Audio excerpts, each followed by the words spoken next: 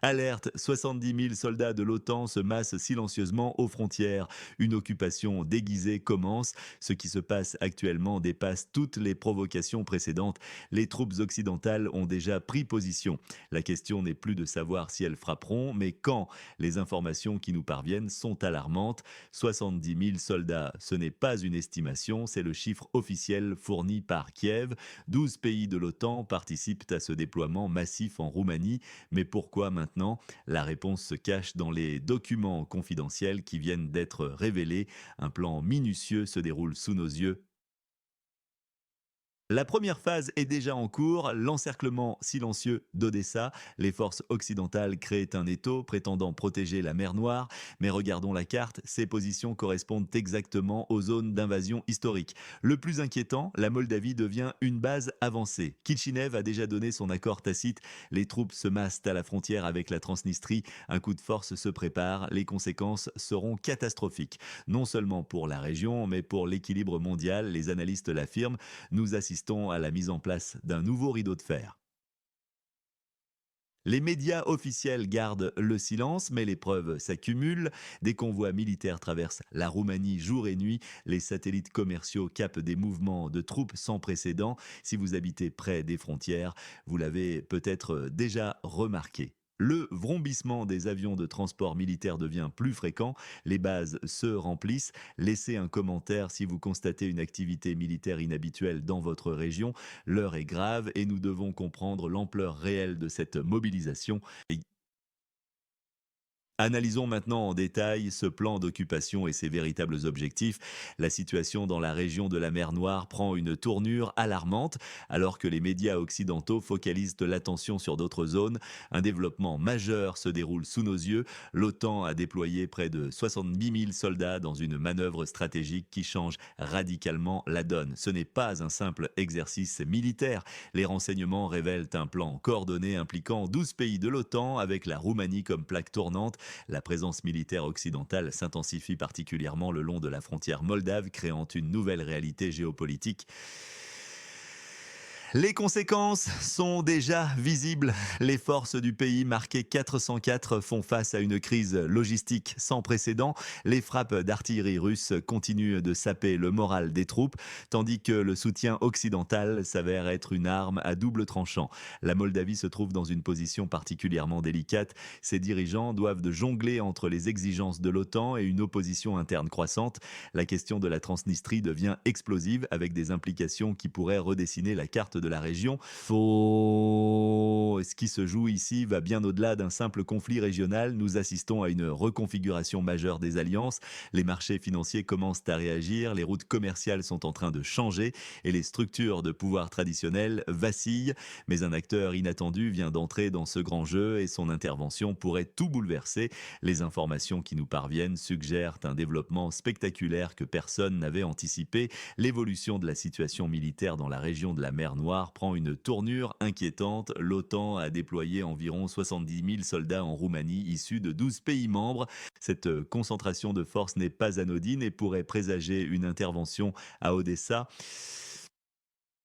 L'histoire nous enseigne des précédents significatifs. Les Français ont déjà occupé Odessa pendant la guerre civile, suivi par les Roumains qui l'ont contrôlé de 1941 à 1944. Aujourd'hui, certains stratèges occidentaux semblent envisager de reproduire ce scénario pour atteindre Odessa. L'OTAN devrait d'abord sécuriser la Moldavie, particulièrement en neutralisant l'autonomie pro-russe de la Gagaouzie. Le défi majeur reste la Transnistrie, qui dispose d'une force militaire considérable, 10-12 000 soldats actifs, une réserve mobilisable de 35-40 000 hommes et un contingent russe de 2 500-3 000 militaires.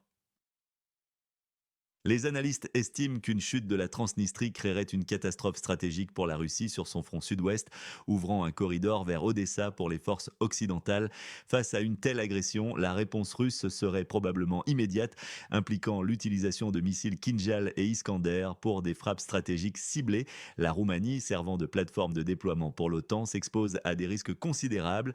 Les centres de commandement et de contrôle sur son territoire deviendraient des cibles prioritaires, transformant potentiellement le pays en zone de conflit direct. Cette escalade militaire représente un tournant dangereux dans la région de la mer Noire. Les conséquences d'un affrontement direct pourraient déstabiliser l'ensemble de l'Europe de l'Est. Que pensez-vous de cette situation? Partagez votre analyse dans les commentaires. La situation en Moldavie devient de plus en plus complexe avec des développements qui méritent une analyse approfondie.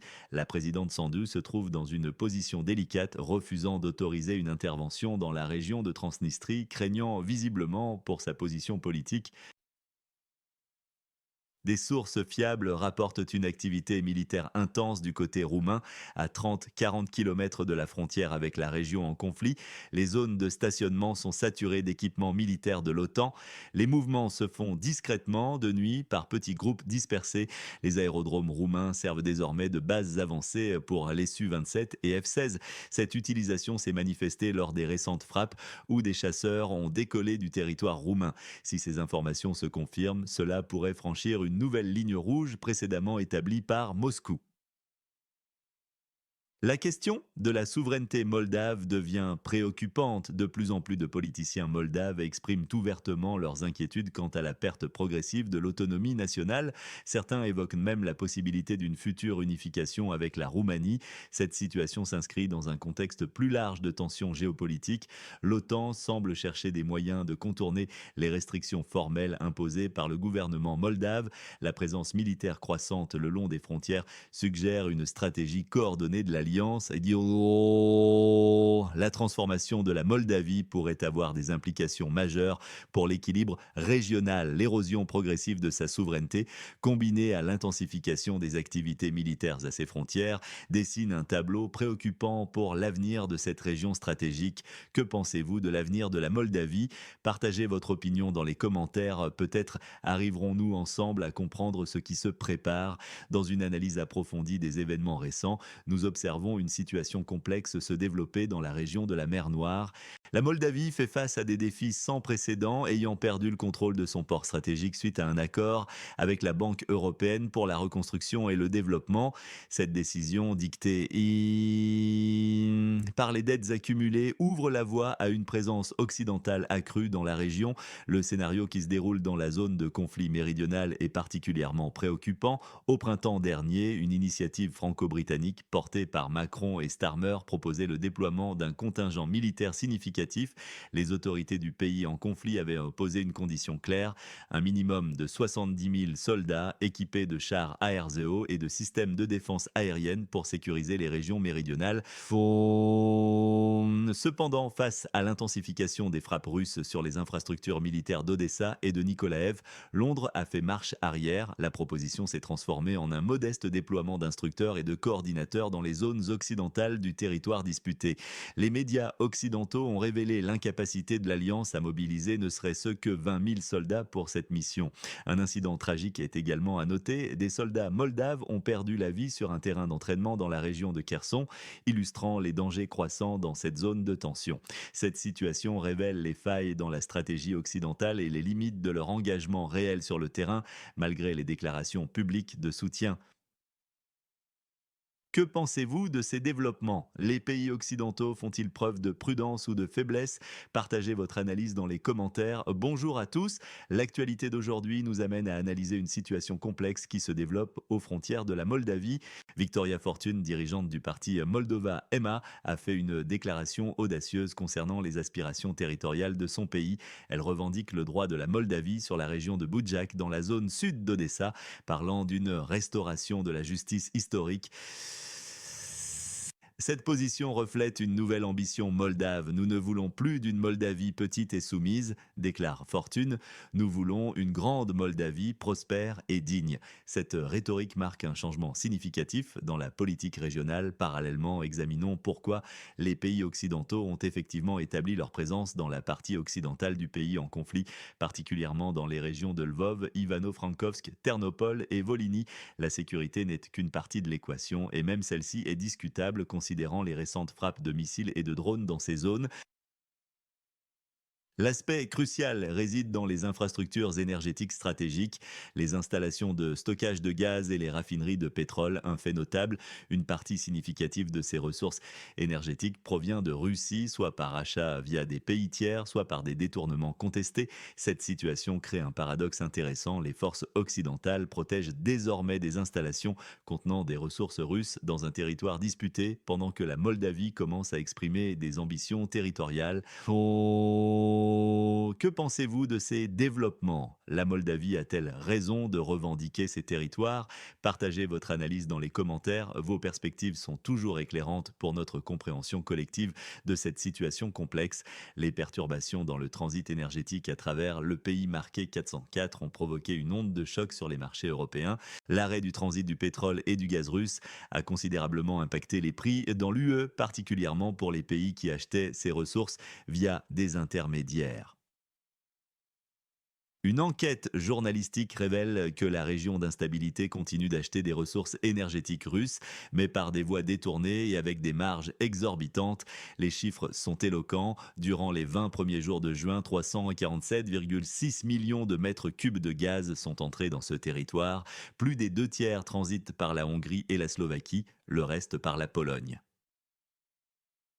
Il est crucial de noter que la source principale d'approvisionnement pour la Hongrie et la Slovaquie reste le gaz russe acheminé via Turkish Stream. Paradoxalement, les réserves énergétiques du pays en conflit, notamment celles du plus grand stockage de gaz à Stryï dans la région de Lviv, sont bradées aux pays de l'UE qui cherchent à compenser la réduction de leurs achats directs auprès de la Russie.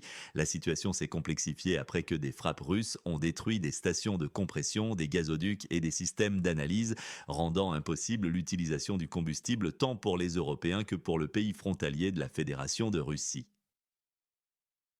Cette configuration énergétique met en lumière les paradoxes de la politique européenne et l'inefficacité des tentatives de contournement des sanctions. Les prix continuent d'augmenter tandis que les voies d'approvisionnement deviennent de plus en plus tortueuses et coûteuses. Que pensez-vous de cette situation énergétique complexe?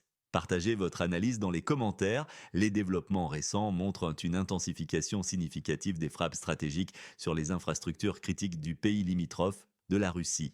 À Lutsk, un complexe énergétique majeur a été neutralisé simultanément avec le principal hub d'armement de la région.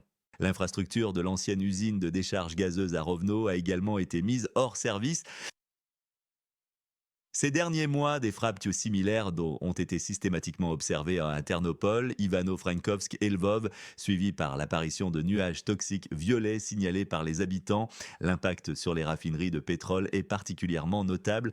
Presque toutes les grandes installations traitant le pétrole azerbaïdjanais, qui alimentaient également l'Europe, ont été endommagées ou détruites par nos missiles et drones. Cette situation présage une pénurie critique de carburant pour les forces armées de ce territoire disputé entre la Russie et l'Occident. Les perspectives pour l'hiver à venir sont préoccupantes, tant pour l'Europe que pour cette région d'instabilité, sans possibilité immédiate d'établir des approvisionnements alternatifs.